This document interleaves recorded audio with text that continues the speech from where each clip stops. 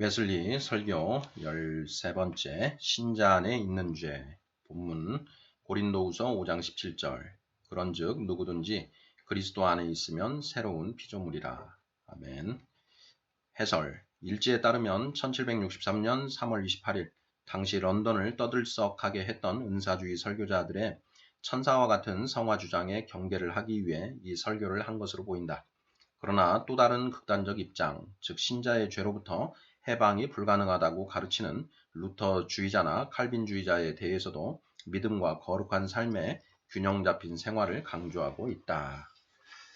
네, 설교문 서론 부분을 먼저 읽어보도록 하겠습니다. 신자 안에 있는 죄라는 말은 그리스도 안에 있는 사람에게도 죄가 있다는 말이 아니겠습니까? 예수님을 믿는 사람 안에 죄가 남아 있습니까? 하나님께로부터 난 사람에게도 죄가 있습니까? 그렇지 않으면 그들은 이 죄에서 전적으로 해방을 받은 것입니까? 이런 질문을 단순히 어떤 호기심에서 나오는 것으로 생각해서는 안 됩니다. 또는 이 질문이 이런 식이나 저런 식으로 그 대답이 결정된다고 해도 별 중요하지 않은 것이라고 생각해서도 안 됩니다. 오히려 이런 질문들은 모든 진실한 그리스도인들에게 심각한 문제입니다. 이것을 해결한다는 것은 신자의 현재의 행복 문제나 영원한 행복 문제에 밀접하게 관계됩니다. 그러나 이런 문제가 초대 교회에서 논의된 일이 있었는지는 모르겠습니다. 실은 당시 모든 그리스도인들의 의견이 일치하고 있었기 때문에 이런 것에 대하여 새삼 논의할 필요가 없었던 것입니다. 내가 상고하여 본 바에 따르면 우리에게 무엇인가를 기록하고 남긴 초대 그리스도인들은 모두 이구동성으로 이렇게 선언하고 있습니다. 즉 신자들일지라도 그들이 하나님의 능력 안에서 강하게 될 때까지는 정사와 권세와 싸워야 하듯이 혈과 육과 악한 성질과도 더불어 싸워야 한다는 것입니다. 에베소서 6장 10절 12절. 우리 교회는 정확하게 이 초대 교회를 따르고 있습니다. 교회 신조 제9조에서 다음과 같이 선언하고 있습니다. 원죄는 모든 사람의 본성의 부패를 말하는 것이고 이에 의하여 사람은 그 본성에서 악으로 향하는 경향이 있으므로 육은 영과 반대되는 것을 욕망하고 있다. 갈라디아서 5장 17절. 그리고 이 본성의 부패성은 거듭난 사람에게도 남아있다. 그러므로 헬라어로 프로네마 사르코스라고 부르는 이 육의 정욕은 하나님의 율법에 복종하지는 않는다. 로마서 8장 7절. 그리하여 믿는 자들에게는 정죄함이 없기는 하지만 이 정욕은 그 자체가 죄의 성질을 지니고 있는 것이다. 다른 모든 교회들도 같은 증거를 하고 있습니다. 그리스 정교회나 로마뿐만 아니라 그 외에 유럽에 있는 개신교 교회들도 모두 이 같은 증거를 하고 있습니다. 실제로 어떤 교파들은 이것을 너무 지나치게 다루어서 신자의 마음의 부패를 설명할 때 그리스도인이 이것을 극복한다는 것을 인정하지 않고 도리어 이것에 얽매여 있는 것으로 보았습니다. 이렇게 함으로써 그들은 믿는 자와 믿지 않는 자를 거의 구분할 수 없게 만들었습니다. 이러한 극단을 피하려는 나머지 많은 선량한 사람들, 특히 고 친첸도르프 백작의 지도하에 있었던 사람들은 또 하나의 극단으로 흐르고 말았습니다.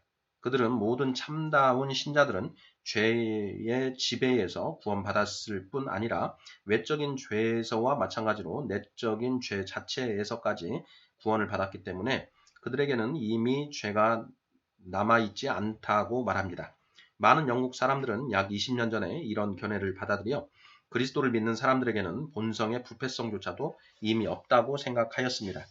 독일 사람들이 이 문제에 대하여 추궁을 당하자 그들은 죄가 아직도 육에는 남아있지만 신자의 마음 안에는 남아있는 것이 아니라고 주장하였습니다. 그러나 얼마 후 그 불합리성이 드러나자 그들은 이 주장을 깨끗이 포기하고 죄가 하나님께로부터 난 사람을 주관하지는 못할지라도 아직은 남아있다는 것을 인정하였던 것입니다.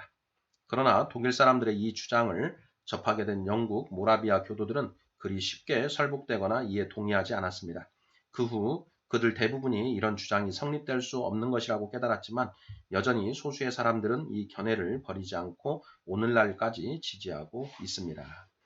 네, 여기까지가 이제 서론 부분입니다. 이제 회개하여 예수 그리스도의 이름으로 세례를 받고 죄사함을 받은 이제 그 신자들에게 이제 죄가 완전히 죄의 속성, 우리의 부패성 자체까지도 모두 사라진 것이냐? 그래서 완전히 거룩하게 된 것이냐? 아니면 여전히 그럼에도 불구하고 지나간 죄는 모두 사함을 받았지만 여전히 우리 안에 죄된 속성은 여전히 남아 있는 것이냐? 예, 이것과 관련해서 정답은 뭐 명확합니다. 우리가 지나간 죄들은 모두 용서를 받았습니다. 그리고 성도로서 살아가면서 짓는 죄들도 우리가 자백을 하면 여전히 용서를 받습니다. 바로 예수 그리스도의 보혈의 공로 때문에 그것이 가능한 것인데요. 자, 그럼에도 불구하고 우리가 이 육신에 있는 한은 우리 안에 그 육체의 정욕, 육신의 정욕, 즉 그런 어떤 죄의 부패성은 여전히 남아 있다라는 것. 이것에 대해서는 이제 칼뱅 선생뿐만 아니라 웨슬리 선생도 모두 인정하는 그런 문제이고요.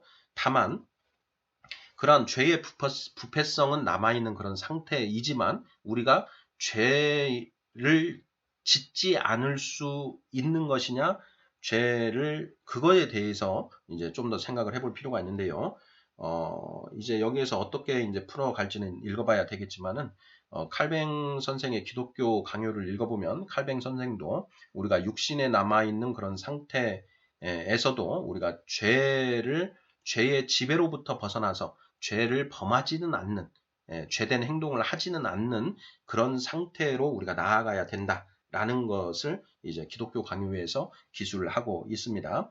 웨슬리 선생도 우리가 장성한 자가 되어서 이러한 죄의 지배로부터 벗어나서 죄를 짓지 않는 그런 신자가 되어야 한다라는 그런 맥락으로 이제 서술을 하고 있는 것으로 아는데요.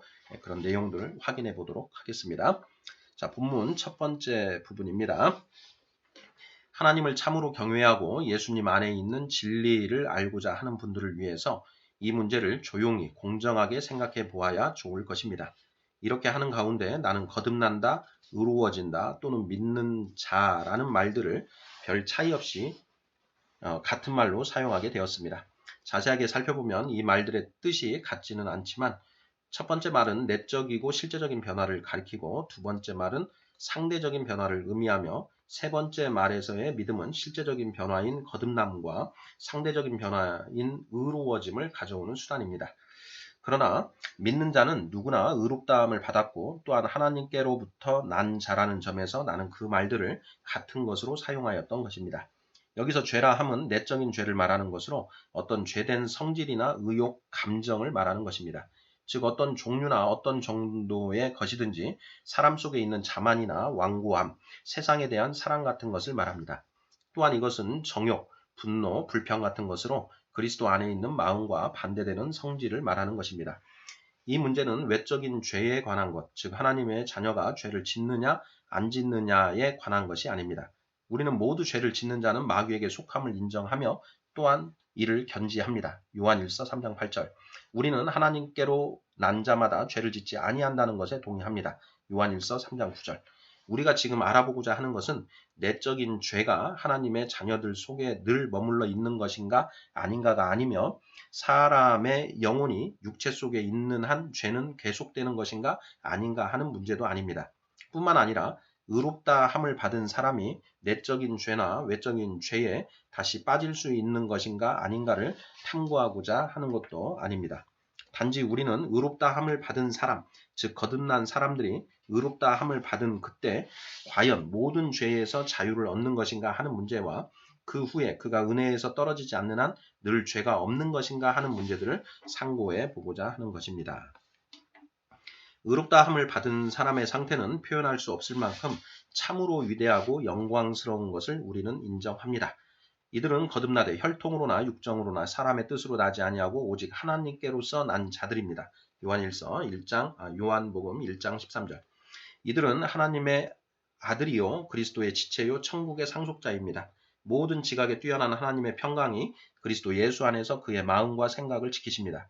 빌립보서 4장 7절. 그의 몸은 바로 성령의 전이기에 하나님께서 영으로 거하시는 것입니다. 에베소서 2장 22절. 그는 그리스도 예수 안에서 새롭게 지음을 받은 자입니다. 그는 씻음을 받았고 성별되었습니다. 그의 마음은 믿음으로 깨끗함을 받았습니다. 그는 세상에 속한 모든 부패로부터 깨끗함을 받았으며 하나님의 사랑이 성령에 의하여 마음에 가득 차 있습니다. 그리하여 그가 사랑 가운데 걷는 한 그는 신령과 진리로 하나님을 예배하고 있는 것입니다. 그는 하나님의 계명을 지키며 하나님 보시기에 기뻐하시는 일들을 행합니다. 요한일서 3장 22절. 스스로 그렇게 행함으로써 하나님과 사람에 대하여 거리낌 없는 양심을 갖게 됩니다. 사도행전 24장 16절. 그리고 의롭다함을 받은 순간부터 내적인 죄, 외적인 죄를 이길 수 있는 힘을 소유하게 되는 것입니다. 네, 여기까지가 본문 이제 첫 번째 파트인데요. 자, 이 부분에서 이제 가장 강조하고 있는 게 지금 웨슬리 선생이 이 설교를 통해서 확인하고자 하는 것이 무엇인지에 관해서 지금 명확하게 이제 규정을 하는 부분, 이 부분이 중요해 보입니다. 우리가 지금 외적인 죄에 관한 것, 즉 하나님의 자녀가 죄를 짓느냐 안 짓느냐 이런 것을 따져보려고 하는 것이 아니다. 그리고 또 그 내적인 죄가 하나님의 자녀들 속에 늘 머물러 있는 것인가 아닌가, 이런 것도 아니다. 사람의 영혼이 육체 속에 있는 한 죄는 계속되는가 아닌가 하는 이 문제를 살펴보는 것도 아니다.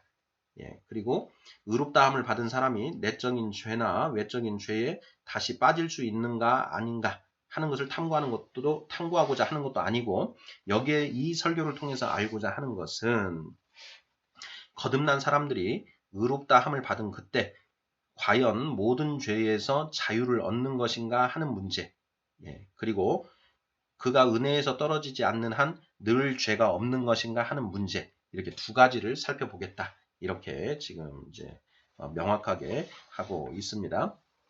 자, 본문 두 번째 부분을 보겠습니다. 그러면 이제 거듭난 사람들이 모든 죄에서 자유를 얻는 것인가 하는 문제를 이제 다루겠죠. 한번 보겠습니다. 그러나 모든 죄에서 자유함을 받지 않았는데도 그 마음속에 죄가 없다고 말할 수 있습니까? 나는 그렇게 말할 수 없습니다. 또 그렇게 믿을 수 없습니다. 사도 바울은 그와는 반대로 말했기 때문입니다. 육체의 소욕은 성령을 거스르고 성령의 소욕은 육체를 거스르나니 이 둘이 서로 대적하느니라. 갈라디아서 5장 17절. 이 말씀은 그가 신자들을 향해서 한 말씀입니다. 여기서 그는 일반적인 신자의 상태를 묘사하고 있습니다. 이보다 더 분명한 것은 없습니다. 바울은 여기서 신자에게까지도 유욕, 악한 성질이 성령을 거스르고 있다는 사실을 직접적으로 긍정하였습니다. 즉 중생한 사람 속에서도 서로 대적하는 두 가지 세력이 있다는 것을 긍정한 것입니다. 다시 사도 바울은 고린도에 있는 신자들, 곧 그리스도 예수 안에서 거룩하여진 자들에게 편지할 때에 형제들아 내가 신령한 자들을 대함과 같이 말할 수 없어서 육신에 속한 자, 곧 그리스도 안에서 어린아이들을 대함과 같이 하노라. 너희가 아직도 육신에 속한 자로다. 너희 가운데 시기와 분쟁이 있으니 어찌 육신에 속한 사람이 아니리요 라고 하였습니다. 고린도전서 3장 1절 3절. 지금 여기서 바울은 의심 없이 신자들, 곧 그리스도 안에서 호흡을 같이 하며 형제 된 자들, 그러나 어느 정도는 아직도 육에 속한 자들에게 말하고 있는 것입니다. 그들에게는 시기, 하나의 나쁜 성질이 있어서 종종 분쟁을 일으킨다고 말했습니다. 그러나 바울은 그들이 믿음을 잃어버렸다고는 조금도 말하고 있지 않습니다. 그렇습니다. 바울은 그들이 믿음을 잃어버리지 않았다고 명백하게 말하고 있는 것입니다. 만약에 믿음을 잃었다면 그들을 그리스도 안에 있는 어린아이들이라고 말할 수 없기 때문입니다. 또한 무엇보다도 확실한 것은 그는 육신에 속한 사람이란 말과 그리스도 안에서의 어린아이란 말을 같은 뜻으로 말하고 있습니다. 그는 사람이 그리스도 안에서 어린아이인 동안에는 모든 신자가 어느 정도 육신에 속하여 있음을 명백하게 주장하고 있는 것입니다. 진실로 신자에게도 서로 대적되는 두 개의 세력, 곧 자영과 은총 또는 육과 영이라는 두 세력이 있다는 중대한 논점은 사도 바울의 모든 서신 속에, 아니 성경 전체에 흐르고 있습니다. 성경에 있는 지시나 권고의 대부분은 이런 전제 위에 근거하고 있는 것입니다. 성경을 기록한 사람들은 신자라고 인정되는 사람들에게 있는 그릇된 성질이나 소행을 지적하고 있는 것입니다. 또한 신자들은 이런 것들과 싸워 그들 안에 있는 믿음의 힘으로 정복하라고 계속적으로 권고를 받고 있습니다. 그리고 누가 에베소 교회의 사자에게 믿음이 있었다는 것을 의심하겠습니까? 우리 주님께서는 그에게 말씀하시기를 내가 내 행위와 수고와 내 인내를 알고 또 내가 참고 내 이름을 위하여 견디고 게으르지 아니한 것을 아노라고 하셨습니다. 요한계시록 2장 2절 3절. 그러면 그의 마음속에는 죄가 없었다는 말입니까? 그랬다면 그리스도께서 그러나 너를 책망할 것이 있나니 너의 처음 사랑을 버렸느니라는 말씀을 첨가하시지 않았을 것입니다. 요한계시록 2장 4절. 이것은 하나님께서 그 마음속에서 발견하신 진짜 죄인 것입니다. 따라서 이에 대하여 회개하라고 권고하셨습니다. 하지만 그때에 그들이 믿음조차 없었다고 단정해서 말할 수는 없는 것입니다. 아니, 오히려 버가모 교회의 사자도 회개하라는 권고를 받았습니다. 계시록 2장 16절. 이는 죄가 있었다는 것을 암시하는 것입니다. 그렇지만 주님께서는 또한 명백하게 나를 믿는 믿음을 저버리지 아니하였도다고 하셨습니다. 계시록 2장 13절. 그리고 사도교회의 사자에게도 말씀하시기를, 사대교회의 사자에게도 말씀하시기를 그 남은 바 죽게 된 것을 굳게 하라고 하셨습니다. 계시록 3장 2절. 그 남은 바 좋은 것은 죽게 된 것이지만 실제로 죽은 것은 아니었습니다. 그의 속에는 믿음의 불씨가 아직 남아 있었던 것입니다. 따라서 그는 마침내 굳게 지키라고 명령을 받은 것입니다. 계시록 3장 3절. 다시 한번 사도 바울은 신자들을 권면하면서 육과 영의 온갖 더러운 것에서 깨끗해 하자고 하였습니다. 고린도후서 7장 1절. 그때에 그는 신자들이 이런 것들에서 아직도 깨끗해지지 않음을 명백히 가르치고 있는 것입니다. 사람이 모든 악한 모양을 피한다고 해서 그 사람이 본질적으로 자신을 온갖 더러운 것에서 깨끗하게 한다고 할 수 있겠습니까? 결코 그럴 수 없습니다. 그 예로 한 사람이 나에게 욕을 합니다. 나는 증오를 느낍니다. 증오는 더러운 것입니다. 그러나 나는 말 한마디도 하지 않습니다. 여기서 나는 악한 모양을 피한 것이 됩니다. 그러나 이것이 내가 슬프게 체험한 바이거니와 나를 그 영의 더러운 것에서 깨끗하게 하는 것은 아닙니다. 그러므로 신자에게는 죄가 없으며 육에 속한 마음이 없고 타락할 경향이 없다는 따위의 주장은 하나님의 말씀과 상치되는 것이며 또한 마찬가지로 하나님의 자녀들의 체험과도 반대되는 것입니다. 이들은 그 마음에 타락할 경향이 있음을 항상 느끼며 또한 자연히 악으로 기울어지는 경향이 있음을 느끼고 하나님에게서 떠나 세상과 짝하고자 하는 성벽이 있는 것을 인지합니다. 그들은 마음에 아직 남아있는 죄, 곧 자만, 고집, 완고, 불신 등을 매일같이 느끼고 있습니다. 또한 자기들이 말하고 행하는 모든 일에 심지어는 나름대로 최선의 행동과 성스러운 의무라 할지라도 거기에 붙어있는 죄를 매일 느끼고 있습니다. 그러나 동시에 그들은 자기들이 하나님께 속하여 있음을 압니다. 요한일서 5장 19절. 이것은 어느 순간이라도 의심할 수 없는 것입니다. 그들은 하나님의 영이 저희의 영과 더불어 저희가 하나님의 자녀임을 증거하는 것을 분명히 느낍니다. 로마서 8장 16절. 그리고 우리의 대속이 되신 그리스도 예수로 말미암아 하나님 안에서 기뻐합니다. 로마서 5장 11절. 그러므로 저들은 죄가 그들에게 있다는 것과 그들 안에서 그리스도께서 영광의 소망이 되심을 동시에 확신하고 있는 것입니다. 그런데 그리스도께서는 죄가 있는 마음속에 계실 수가 있을까요? 틀림없이 그리스도께서는 그곳에 계실 수가 있습니다. 만약 그럴 수 없다면 인간은 구원받을 수 없었을 것입니다. 병이 있는 곳에 의사가 있는 법입니다.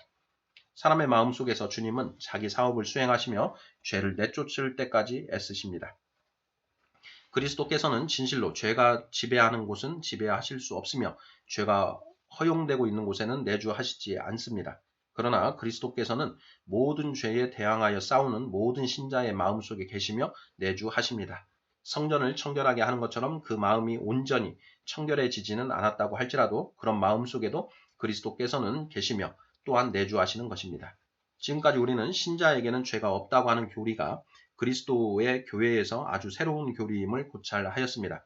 이런 교리는 과거 1700년 동안 들어보지 못하였고 친첸도르프 백작에 의하여 비로소 주장된 것입니다. 나는 이런 주장과 비슷한 어느 것도 고대나 현대의 글에서 읽어보지 못했습니다. 아마 그 거칠고 열광적인 율법 무용주의자 가운데서 찾아볼 수 있을지도 모르겠습니다. 그러나 이들은 모두 사람의 마음에는 죄가 없다고 하더라도 육체 속에는 죄가 있다고 직접적으로든 간접적으로든 인정하고 있습니다. 그러나 어떤 교리든지 새로운 것은 그릇된 것입니다. 저 오랜 역사를 가진 종교가 유일한 참 종교이기 때문입니다. 그 새로운 교리가 최초의 것과 아주 동일하지 않는 한 옳은 것일 수 없는 것입니다. 이 새롭고 비성경적인 교리에 반대하는 또 하나의 논증은 그것이 초래하는 무서운 결과 자체에서 들 수가 있습니다. 어떤 사람이 나는 오늘 화를 냈다라고 말했다고 합시다. 그러면 나는 당신은 믿음이 없습니다 라고 대답해야 합니까? 또 다른 사람은 당신이 충고하신 것은 옳습니다. 그러나 나는 그렇게 하고 싶지 않습니다 라고 말합니다. 그러면 나는 당신은 하나님의 진노와 저주 아래에 있는 불신자입니다. 라고 말해야 하는 것입니까? 그렇다면 여기서 초래되는 결말은 무엇입니까? 만약 내가 말한 것을 그가 믿는다면 그는 큰 상급을 가져올 확신을 내던져 버리는 것인데, 그렇다면 그 영혼이 슬픔과 상처를 받을 뿐 아니라 심지어는 멸망하지 않겠습니까? 또한 자기의 방패를 내던지게 되는데 그가 악한 자의 화전을 소멸할 수 있겠습니까? 어떻게 그가 세상을 이김은 이것이니 곧 우리의 믿음이니라 함을 알고 능히 이 세상을 이기겠습니까? 그는 적들 가운데서 무장해제를 하고 공격자들을 향해 문을 열고 서 있는 셈입니다. 그렇다면 그가 완전히 정복되었다고 할지라도 무엇이 이상하겠습니까? 아니 그리하여 그가 적들의 생각에 완전히 사로잡혔다고 할지라도, 또는 하나의 악에서 또 다른 악으로 빠져들어가 그에게서 선이란 아주 찾아볼 수 없게 되었다고 할지라도 이상할 것이 무엇이 있겠습니까? 그러므로 나는 결코 이러한 주장, 곧 사람이 의롭다 함을 얻는 순간부터 그에게는 죄가 없다는 주장을 받아들일 수가 없습니다. 그 이유를 다시 정리하면 다음과 같습니다. 첫째로 이 교리는 성경의 전체적인 대지와 반대됩니다. 둘째로 이 교리는 하나님의 자녀들의 체험에 상반됩니다. 셋째로 이 교리는 아주 새로운 교리로서 이 세상에서 한 번도 들어보지 못한 교리입니다. 마지막으로 이 교리는 사람들을 근심하게 할 뿐 아니라 그들을 영원한 멸망으로 끌고 가는 것입니다. 네, 여기까지 해서 본문 두 번째 파트인데요.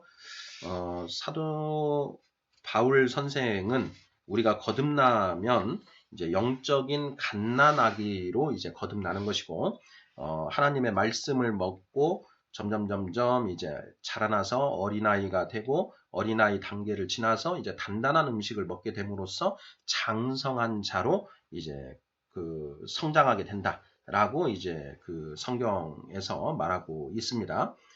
웨슬리 선생도 그러한 그 성경의 그 말씀들을 근거로 해서 어린아이 단계에 있는 그 거듭난 자들, 곧 크리스찬들은 아직도 그 죄된 습성이 남아 있기 때문에 그 부패성을 온전히 이겨낼 수가 없기 때문에 여전히 시기와 분쟁이 존재한다라고 하는 고린도 전서의 그 말씀들을 가지고 거듭난 우리 신자라고 하더라도 아직 장성한 자까지 올라가지 못한 그 신자들은 여전히 그런 죄를 범하게 된다라고 하는 부분을 이렇게 설시하면서 거듭난 순간 완전히 거룩하여져서 죄의 속성까지 모두 없어진다라고 하는 그런 그 이단적인 그런 주장은 잘못된 것이다 라는 것을 명확하게 선언하고 있는 것으로 보여집니다.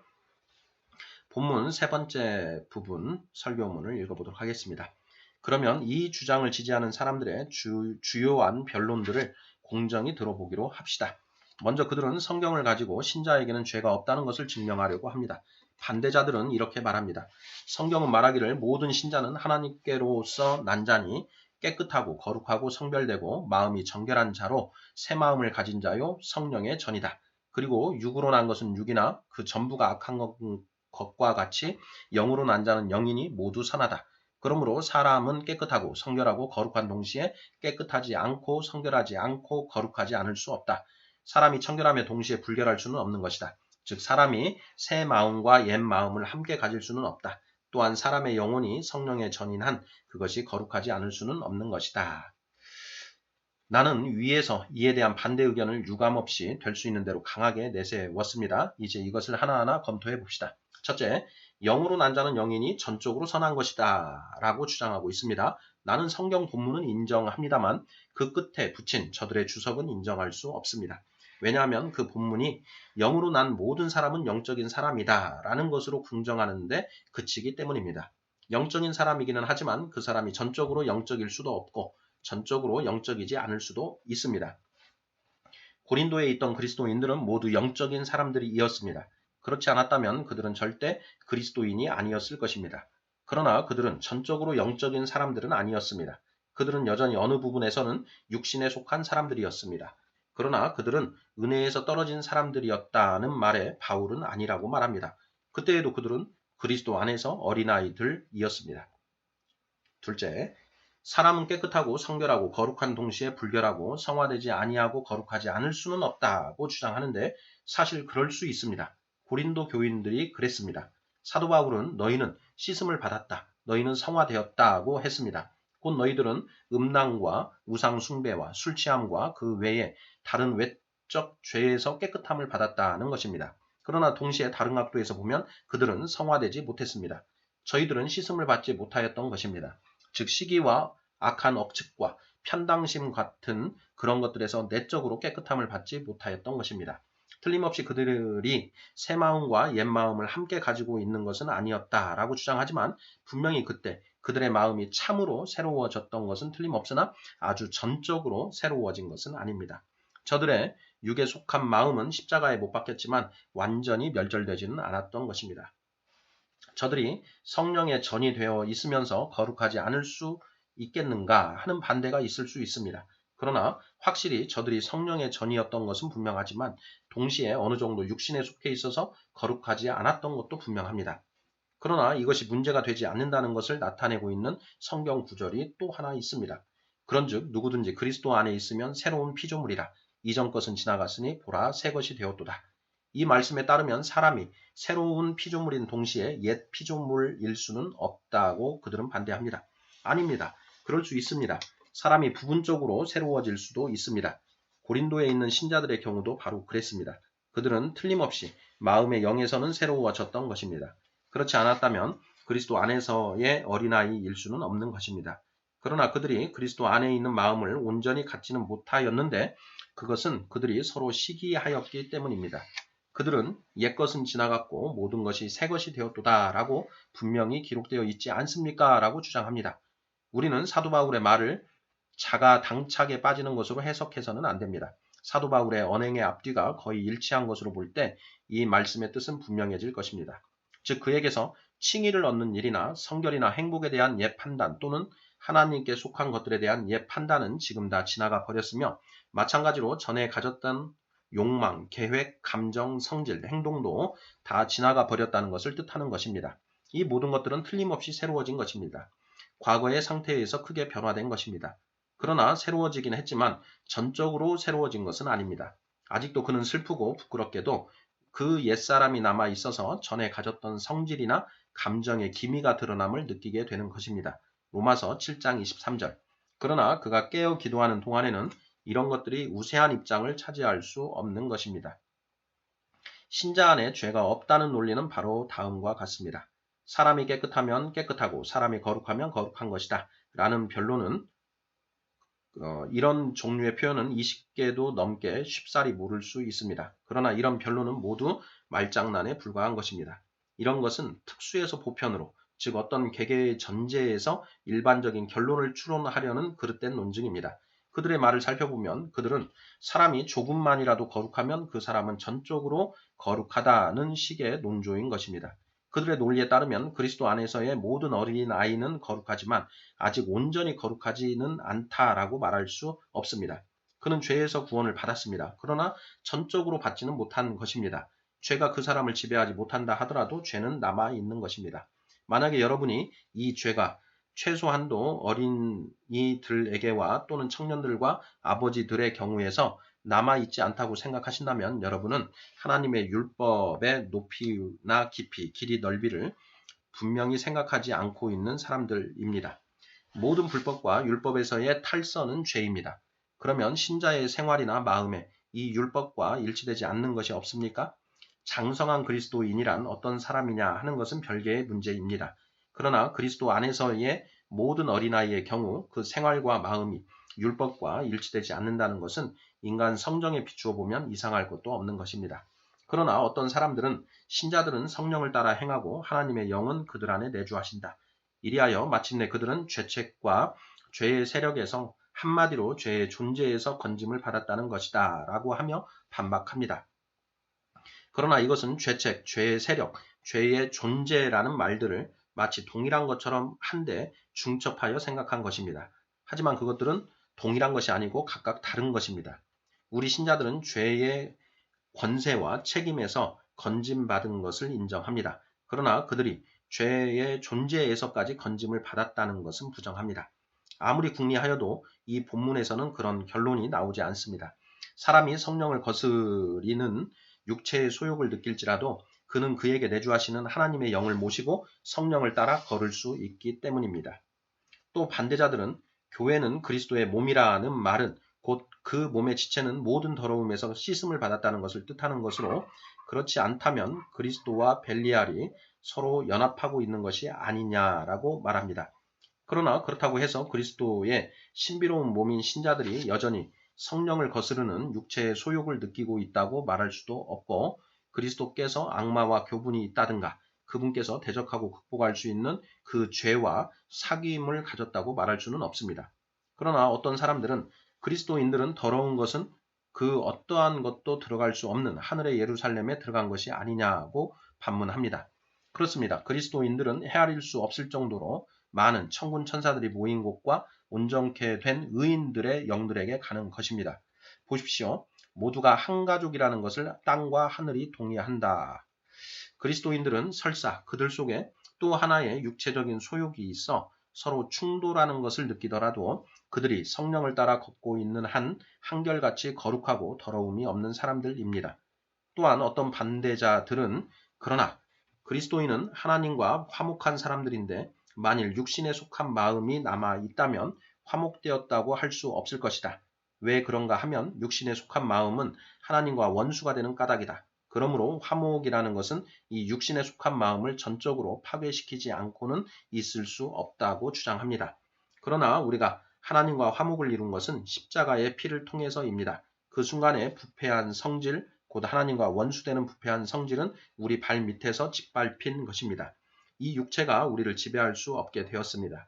그러나 이것은 아직 존재하여 그 본질에서 하나님과 원수가 되며 하나님의 영에 대해 거스리고 있는 것입니다. 그러나 그리스도의 사람들은 육체와 함께 그 정과 욕심을 십자가에 못 박았느니라 라고 기록되어 있지 않느냐고 반박하는 사람들도 있습니다. 물론 그리스도의 사람들은 그렇게 하였습니다. 그러나 그 정과 욕심은 그들 속에 아직까지 남아 있어서 종종 십자가에서 빠져나오려고 고투하는 것입니다. 이에 대해 그런데 저들은 옛사람과 그 행위를 벗어버린 것이 아니냐라고도 반박하기도 합니다. 물론 그렇습니다. 그러므로 위에서 말한 대로 옛것은 다 지나가고 모든 것이 새것이 된 것입니다. 이와 같은 뜻을 가진 성경 구절을 우리는 100개라도 인용할 수 있을 것입니다. 하지만 모두 다 같은 대답을 줄 것입니다. 또한 반대자들은 이 모든 것을 한마디로 말한다면 결국 그리스도께서 교회를 위하여 자기를 주셨으니 이는 깨끗하게 하사 흠이 없게 하려 하심이니라고 할 수 있지 않느냐라고도 주장합니다. 물론 마지막에는 그와 같이 될 것입니다. 그러나 아직은 그렇지 못한 것입니다. 어떤 반대자들은 체험적으로 말해서 의롭다 함을 입은 사람들은 모두 그 순간에 모든 죄에서 절대적인 자유를 얻는 것이다 라고 주장하기도 합니다. 나는 그렇게 생각하지 않습니다. 아니 만약에 그들이 그렇게 된다면 그 후에도 계속해서 그렇게 느낍니까? 그렇지 않다면 그들의 과오요, 그들에겐 이로울 것이 없을 것입니다. 이에 대해 반대자들은 만일 저들이 그렇지 못하다면 그것은 그들 개인의 실수이다 라고 주장할지도 모릅니다. 과연 그러한가 더 살펴보십시오. 어떤 사람들은 사리로 보아서 사람이 속에 자부심을 가지고 있으면서도 자만하지 않을 수 있겠으며 분노를 가지고 있으면서도 노하지 않을 수가 있겠는가 라고 반박합니다. 사람이 자기 속에 자부심을 가질 수 있고 어떤 점에서는 보다 더 높이 자기를 생각함으로써 그 특별한 점에 대하여 자랑할 수도 있을 것입니다. 그러나 그 사람의 일반적인 성격으로 보면 거만한 사람이 아닐 수도 있는 것입니다. 사람이 마음속에 노기를 가질 수도 있고 나아가 심한 노를 바랄 경향을 가질 수도 있는 것입니다.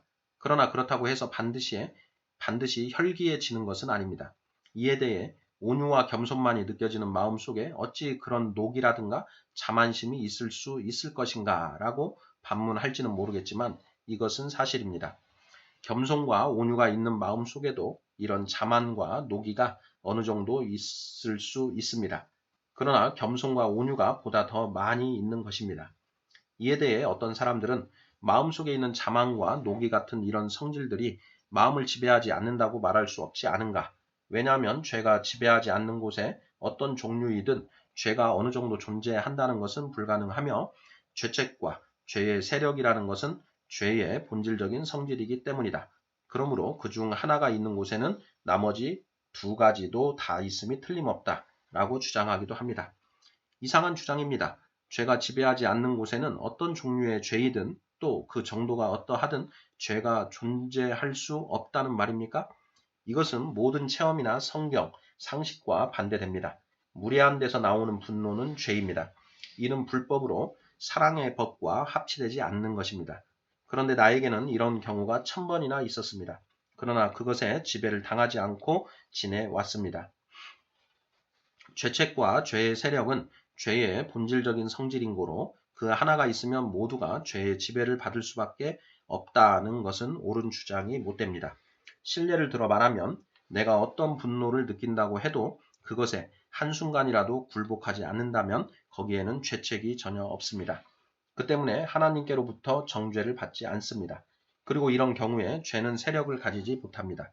곧 성령을 거스리지만 능가하지는 못하는 것입니다. 그러므로 죄는 있지만 죄책과 죄의 세력이 없을 수 있는 경우는 얼마든지 있습니다.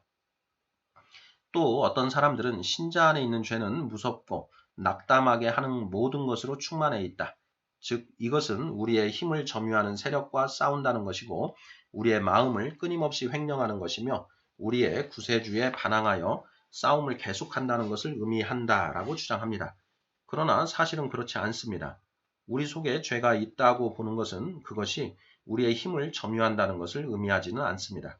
이는 마치 십자가에 못 박힌 사람이 자기를 십자가에 못 박은 자들을 제어하고 있지 않다는 말과 같습니다. 또 우리 속에 죄가 있다고 보는 것은 죄가 우리의 마음을 계속 횡령하고 있다는 것을 의미하는 것도 아닙니다. 사탄은 그 지위에서 내쫓겼습니다. 물론 그는 자기가 한때 지배하던 곳에 남아 있습니다. 그러나 쇠사슬의 메인체로 남아 있는 것입니다. 그러므로 어떤 의미에서 그는 싸움을 일으키지만 그 세력은 점점 약해지고 맙니다. 반면에 신자는 계속 승리하면서 점점 강하여지고 마침내는 완전히 정복합니다. 그러나 나는 아직 만족할 수 없다. 자기 속에 죄를 가진 사람은 죄의 노예이다. 그러므로 사람이 죄의 노예가 되어 있는 동안 그 사람은 의롭다함을 받아야 한다고 당신은 생각한다. 그러나 당신의 이론에 따르면 만일 사람들이 자기들의 마음속에 자만심, 노기, 불신앙을 가지고 있으면서도 의로워질 수 있다고 한다면 아니 이런 것들이 의롭다함을 받은 모든 사람들에게 있다고 단정한다면 자만하고 골래는 불신앙의 신자들이 많이 있다고 해서 이상할 것은 하나도 없다라고 반대자들은 빈정댑니다. 그러나 나는 의롭다함을 입은 사람이 죄의 종이라고 생각하지는 않습니다. 그렇다 해도 의롭다함을 입은 사람 누구에게나 죄는 최소한도 얼마 동안은 남아있는 것이라고 생각합니다. 반대자들은 만약 죄가 신자에게 남아있다면 그는 죄성이 있는 사람이다. 예를 들어서 자만심이 남아있다면 그는 거만한 사람이고 완고함이 남아있다면 그는 완고한 사람이요 불신앙이 남아있다면 그는 불신앙의 사람이다. 따라서 그들은 결코 신자가 아니다. 그러면 이 사람은 불신자나 중생하지 않은 사람과 무엇이 다른가 하고 묻습니다. 그러나 이것은 단순한 말장난입니다. 만일 사람의 마음속에 죄, 자만, 고집이 있다면 그 사람에게 죄, 자만, 고집이 있다는 말과 다름이 없습니다. 이것을 부정할 사람은 없습니다. 이런 의미에서 위에서 언급한 사람은 거만하고 완고한 사람이기는 하지만 그렇다고 해서 불신자들, 즉 자만심과 고집에 의하여 지배되는 상태의 사람이라는 것과 같은 의미로 교만하다거나 고집스럽다고 하는 것은 아닙니다. 이런 점에서 그는 중생하지 않은 사람과는 다릅니다. 중생하지 못한 사람은 죄에 순종합니다. 그러나 거듭난 사람은 죄에 순종하지 않습니다. 육은 그 두 종류의 사람에게 모두 있습니다. 그들은 육체에 따라 걷습니다. 그러나 거듭난 자는 영을 쫓아 걷습니다. 어떤 사람들은 그러나 어떻게 불신앙이 신자에게 있을 수 있겠는가 라고 반문합니다. 이 말은 두 가지의 의미, 곧 믿음이 전혀 없다든가 아니면 믿음이 적다는 뜻이요. 다른 말로 하면 믿음의 결핍이라든가 약한 믿음으로 구별할 수 있습니다. 전자의 의미에서의 불신앙은 신자에게 없습니다. 단지 후자의 의미에서의 불신앙이 모든 어린 신자들에게 있는 것입니다. 그들의 믿음은 보통 의심이나 두려움과 섞여 있습니다. 왜 두려워하느냐? 오 적게 믿는 자들이여 또는 오 믿음이 적은 자들이여 어찌하여 의심하느냐 하고 우리 주님께서는 말씀하십니다. 여기서 우리는 신자 속에 불신앙이 있음을 알 수 있습니다. 이것은 적은 믿음이요 많은 불신앙입니다. 또한 죄가 신자에게 남아있다는 교리는 사람이 그 마음속에 죄를 가지고 있지만 하나님의 사랑 안에 있을 수 있다는 교리를 말합니다. 그렇다면 그 교리는 분명히 죄 안에 있는 사람에게 용기를 돋우어주는 경향이 있는 것이 아니냐라고 반대자들은 말합니다. 그러나 이 명제를 올바르게 이해한다면 그런 결론은 성립할 수 없습니다. 사람이 죄를 느낄지라도 그가 그 죄에 굴복하지 않으면 그 사람은 하나님의 사랑 안에 있을 수 있는 것입니다. 죄를 가지고 있다고 해서 하나님의 사랑을 상실하지는 않습니다. 죄에서 양보하는 것이 바로 하나님의 사랑을 상실하는 것입니다. 당신 속에 있는 육신이 성령에 거슬리고 있다고 하여도 당신은 아직 하나님의 자녀일 수 있습니다. 그러나 당신이 육신을 따라 걷는다면 당신은 마귀의 자녀입니다. 지금 이 교리는 죄에 순종하라고 격려하는 것이 아닙니다. 이 교리는 우리에게 전력을 다하여 죄를 물리치라고 격려하는 것입니다. 네, 여기까지 해서 본문 세 번째 파트인데요. 우리가 이제 크리스찬, 성령을 받은 크리스찬은 이중인격자이다. 라는 이제 그런 말을 하곤 하는데요. 왜 그런가? 우리 안에 육체의 소욕만으로 살고 있던 우리 한 사람이 그 안에 성령이 들어옴으로써 이제 육체의 소욕과 성령이라고 하는 두 가지 인격이 공존하게 되었다라는 그런 의미에서 크리스찬은 이중인격자다. 이제 이런 이제 표현을 합니다. 자, 그렇게 이중 인격을 가진 크리스찬이 육체의 소욕을 쫓아가면 이제 죄를 범하게 되는 것이고 성령을 쫓아가면 이제 죄를 범하지 않게 되는 것인데요. 아직 장성한 자가 되지 못하고 어린아이 단계에 있는 그런 신자들은 거듭난 자들은 때로는 육체의 소욕을 쫓아서 죄를 범하는 경우도 있다라는 것입니다. 하지만 계속 죄를 범하는 것이 아니라 그러한 경우에도 성령님의 찌르심으로 내가 죄를 짓고 후회하고 회개하게 되는 것이고 또 죄가 계속 유혹을 할 때 성령께서 그렇게 하면 안 된다라고 계속 인도를 하셔서 결국 성령을 쫓아서 죄로 나아가는 것을 회피할 수 있게 된다라는 것이죠. 바로 이러한 거듭난 성자, 거듭난 성도들의 상태를 갈라디아서 5장 17절이 명확하게 설명을 해주고 있는 말씀이라는 것입니다. 육체의 소욕은 성령을 거스르고 성령은 육체를 거스르나니 이 둘이 서로 대적함으로 원하는 것을 하지 못하게 하려 함이니라. 바로 이 갈등이 있다라는 것입니다. 거듭나지 못한 즉 성령을 받지 못한 그런 불신자들의 경우에는 안에서 육체의 소욕이 소욕만 역사를 하고 있어서 그들은 여지없이 죄로 나아가게 됩니다. 반면에 성령을 받은 성도들은 육체의 소욕이 우리를 유혹할 때 성령님의 견제하심으로 내가 이런 걸 하면 안 되는데 하는 그런 갈등 상태를 겪게 되고 그 갈등의 끝에 죄를 범할 수도 있고 죄를 범하지도 않을 수도 있는 그런 상태에 있게 된다라는 것이지요. 그래서 지금 이 부분에서는 거듭난 성령을 받게 된 그래서 칭의를 받은 그런 모든 성도들은 이제는 완전히 거룩해져서 그런 죄가 더 이상은 있을 수 없는 것이고 만약 그렇게 되지 않았다면 그 사람은 칭의가 이루어지지 않은 것이다 라고 극단적으로 주장하는 그런 이제 잘못된 주장에 대해서 웨슬리 선생이 반박을 하고 있는 것이다. 이렇게 알 수 있겠습니다. 마무리 부분을 읽어보도록 하겠습니다.